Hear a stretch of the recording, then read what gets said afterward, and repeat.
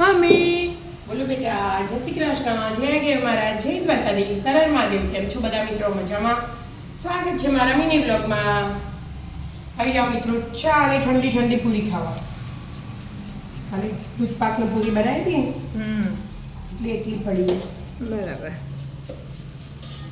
ચા બની જઈએ, મલાઈ ભાગવાની આજે. બસ બસ ગુન બસ. ઉકળી જઈએ બરાબર.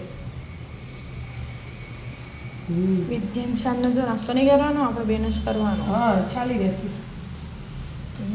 માખણ ભાગવું હા, મલાઈ ભાગવું હવે. માખણ બનાવવાનું, ઘી બનાવવાનું આજે. ઘી બનાવવાનું. સોરી, પૂરી મસ્ત લાગે મને. ઠંડી પૂરી બહુ ભાવે. બધાને ઘેર એવું જ હોય, ઠંડી પૂરી બહુ ભાવે. ગોટા હોય રાતના તો આપણે હવારે ગુજરાતી છે એવું હોય, ગરમ ગરમ એ સારું ભાવે ને ઠંડુ એ સારું ભાવે.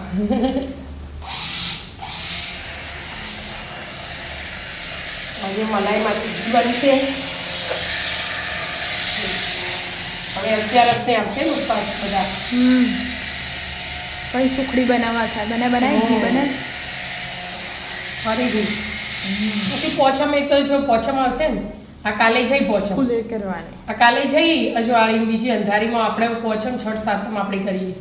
એમાં ગોગ મહારાજની કુલેરના લાડુ બનાવવાના, છઠનું રોતણ છઠ વધવાનું બધું.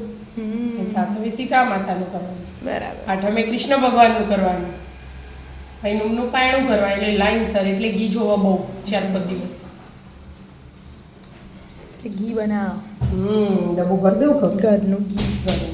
આપણે ઘરનું જ હોય ઘણું ખરું.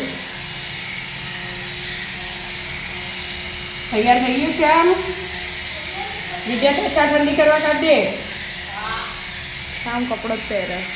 ચા ઉકળી જઈએ, બંધ કરવાનું. લેડો તા. ચા નાસ્તો કરી લઈએ આપણે બધા. રાધે રાધે.